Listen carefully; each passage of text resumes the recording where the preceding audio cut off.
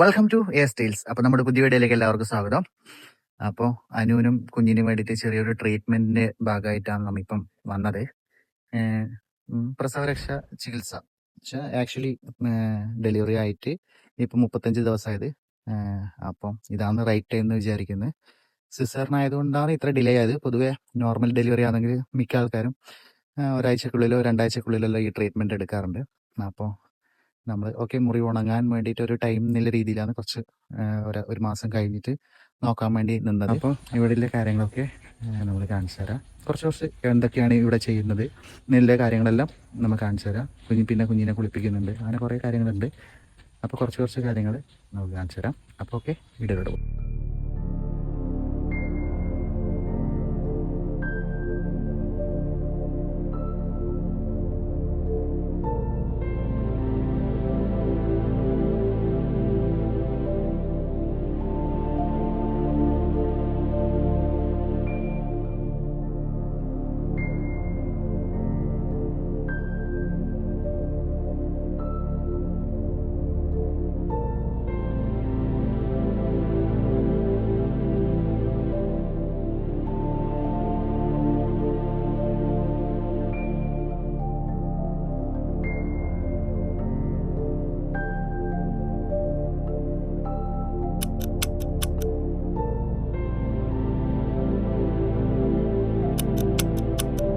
ബ്രേക്ക്ഫാസ്റ്റിനുള്ള സമയമായി.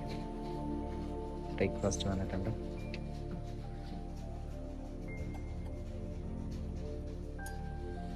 ആക്ച്വലി 2 ആൾക്കുള്ള ഫുഡാണ്. ഒന്ന് പേഷ്യൻറ്റിനും കുഞ്ഞിക്കും, അതൊരു കോംബോ. പിന്നെ ബൈസ്റ്റാൻഡർ. രാവിലത്തെ ബ്രേക്ക്ഫാസ്റ്റാണ് ദോശ, പുട്ട്, പയർ, ചായ. പയറ് ആക്ച്വലി വേറെ തന്നെയാണ്, അതാണ് സ്പെഷ്യാലിറ്റി. സാധാരണ വീട്ടിലുണ്ടാക്കുന്ന പോലെയല്ല, വ്യത്യാസം. യെസ്, അപ്പം ഇതാണ് നമ്മളെ ഇന്നത്തെ ബ്രേക്ക്ഫാസ്റ്റ്. എനിക്ക് പുട്ടും പയറുകറിയും. എനിക്ക് പുട്ടും പയറുകറി തന്നെ. രണ്ടും പയറുകറി തന്നെ, രണ്ടും നോക്കിയാൽ മനസ്സിലാവും. ഇത് അനുവിൻ്റെത്.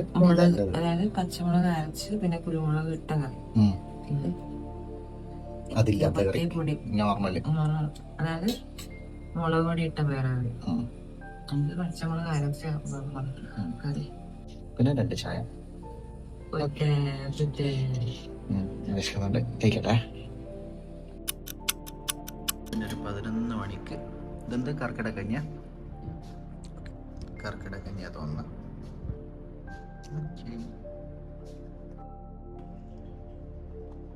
11 മണിന്റെ ഫുഡാണ്. എന്താണ് ഒരു കുറുക്ക് പോലെ.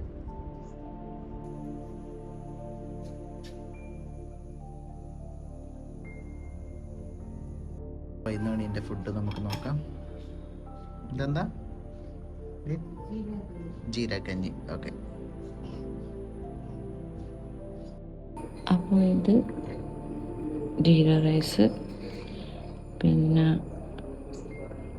ഇതൊരു കറി, ഇതൊരു വറവ്. അങ്ങനെയാണ് സംഭവം. കഴിക്കട്ടെ.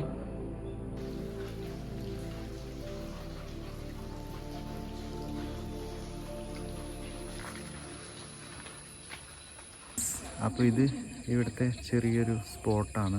വൈകുന്നേരത്തിൽ ഇങ്ങനെ ചില്ല് ചെയ്യാൻ വേണ്ടിയിട്ടുള്ള നൈസായിട്ടുള്ള ഒരു സ്പോട്ടാണ്. പക്ഷേ കാം ആൻഡ് ക്വയറ്റായിട്ടുള്ള നല്ലൊരു സ്പോട്ട് കാണിച്ചു തരാം.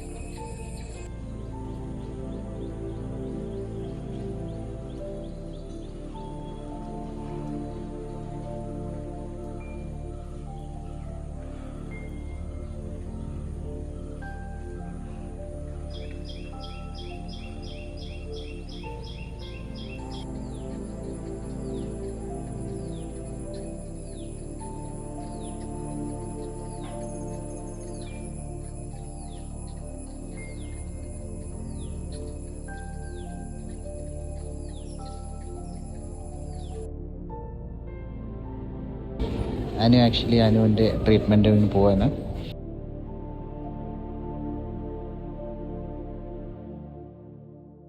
എന്നാ ഇന്ന് പരിപാടി ഉണ്ടായ?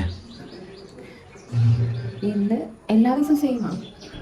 അതായത് first head massage, oil massage ചെയ്യും, കുറച്ച് സമയം ഉണ്ടാവും. എന്നിട്ട് പിന്നെ ഫുൾ ബോഡി ഓയിൽ മസാജ് ചെയ്യും. അപ്പം ഇതെല്ലാം എന്തൊക്കെയോ എണ്ണയൊക്കെ ഉണ്ട്, നല്ല മണമാണ്. എന്നിട്ട് പിന്നെ ഫേസ് പാക്ക് ഇടും. അതിന് ഫുൾ ബോഡി മസാജിന് മുന്നേ ഫേസ് മസാജ് ഉണ്ട് എണ്ണ വെച്ചിട്ട്. എന്നിട്ട് ഫേസ് പാക്ക് ഇടും, എന്നിട്ട് എണ്ണ വെച്ചിട്ട് പിന്നെ ഫുൾ ബോഡി മസാജിങ് ആണ്.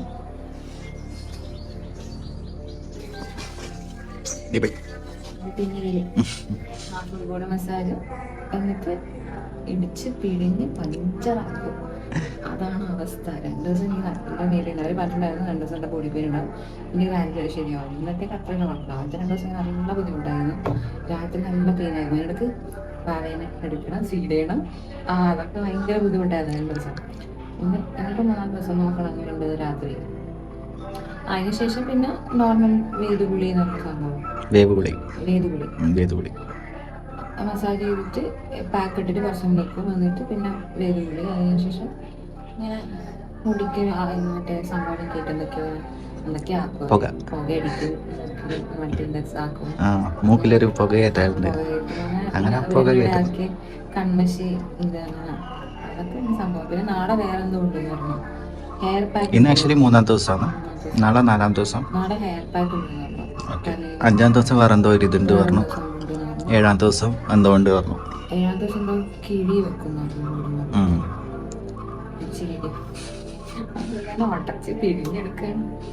അല്ല അതൊരു ഇതായിരിക്കും, അതിന് റിസൾട്ട് ഉണ്ടാവും, ബോഡിയിൽ അത് കാണുമായിരിക്കും. നമുക്ക് അങ്ങനെ മനസ്സിലായിട്ടില്ലെങ്കിലും ഈ 9 മാസം വന്നതിൻ്റെ അവർ ചെയ്യുന്നതിൻ്റെ ഒരു ഉണ്ടാവും.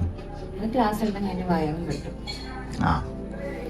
അതിൻ്റെ വയറും കിട്ടും. അതാണ് ചികിത്സാ രീതി. പിന്നെ മോനെ കുളിപ്പിക്കും, ഡെയിലി വാവേനെ കുളിപ്പിക്കും, എണ്ണയെല്ലാം തേച്ചിട്ട് ജയനെ പോലെ കിടത്തിയിട്ട്. ആക്ച്വലി കൂളം എന്ന് പറഞ്ഞൊരു മരമാണ്. ഇന്ന് കരിക്കാൻ ഇറങ്ങില്ല ഒന്ന് പറയണേ. പക്ഷെ കുറെ ഔഷധ ഗുണമില്ലേ.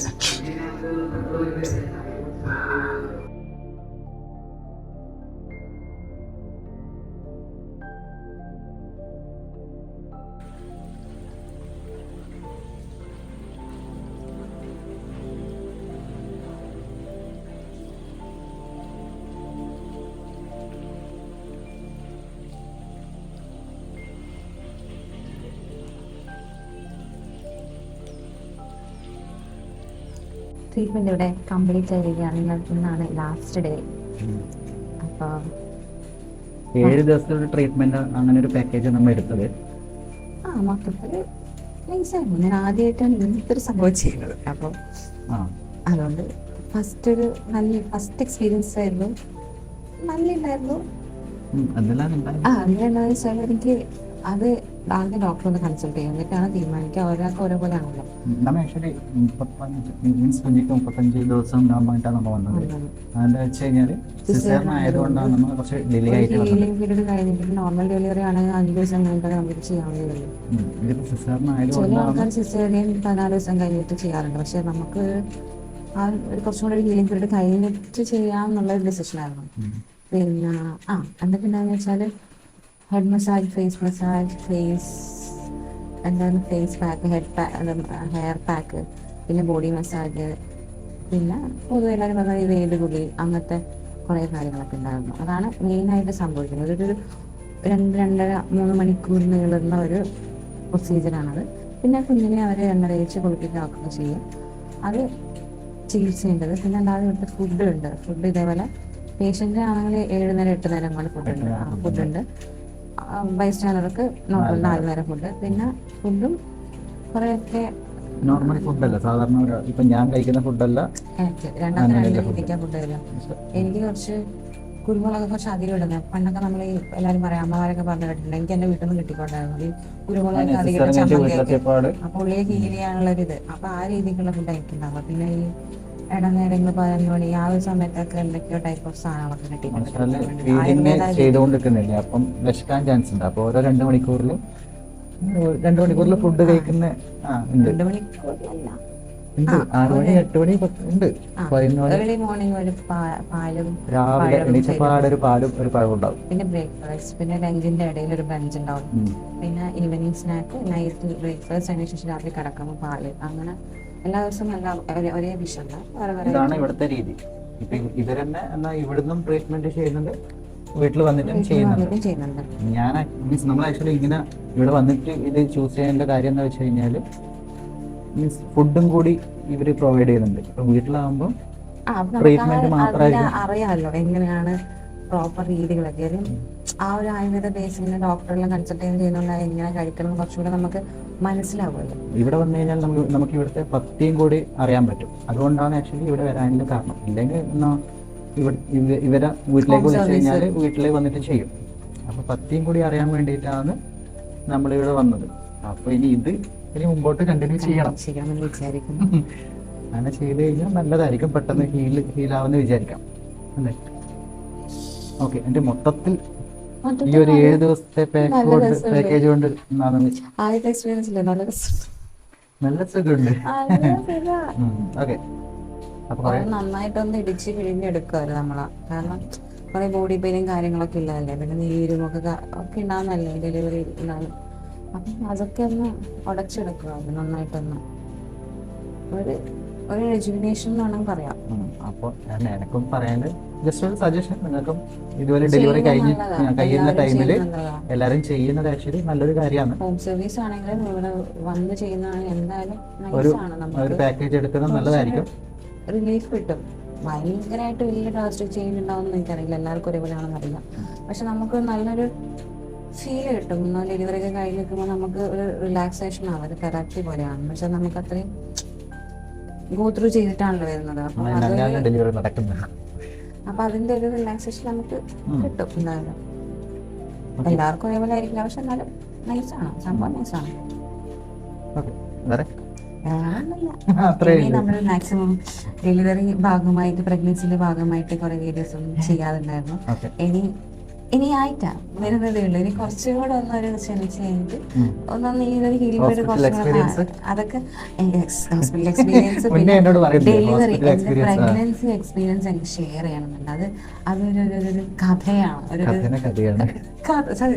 കഥയാണ്. അത് എന്തായാലും ചെയ്യുന്നതായിട്ട് ഒരു വീഡിയോ ചെയ്യണമെന്നിരിക്കുന്നത്. ഇനിയിപ്പം എപ്പോൾ സമയം കിട്ടുമെന്നറിയില്ല. മോനെ വെച്ചിട്ട് കുറച്ചൊരു 2 മണിക്കൂറും പാൽ കൊടുക്കണം, പിന്നെ ഉറങ്ങണം, ബാക്കിയുള്ള കാര്യങ്ങൾ ചെയ്യണം.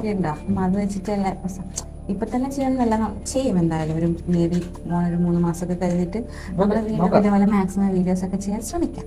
ഓക്കെ, അപ്പൊ ഇതില് പറഞ്ഞത് പ്രകാരം ഇപ്പൊ ആയിരിക്കെങ്കിലായിട്ട് ഇത് ഡെലിവറി കഴിഞ്ഞിരിക്കുന്ന ആൾക്കാരാണെങ്കിൽ ഇങ്ങനെ പോയി ചെയ്യുന്നത് ആക്ച്വലി നല്ലൊരു കാര്യമാണ്. മൊത്തത്തിൽ റിലീഫ് കിട്ടാൻ. എന്താണ് ഞാൻ എന്റെ ഡെലിവറി സ്റ്റോറി ഷെയർ ചെയ്യുന്നത്? അത് ഞാൻ പറയാൻ കാരണം എന്ന് വെച്ചാൽ ഒരുപാട് പേർക്ക് അതിനെ കുറിച്ച് അറിയില്ലായിരിക്കും മേ ബി.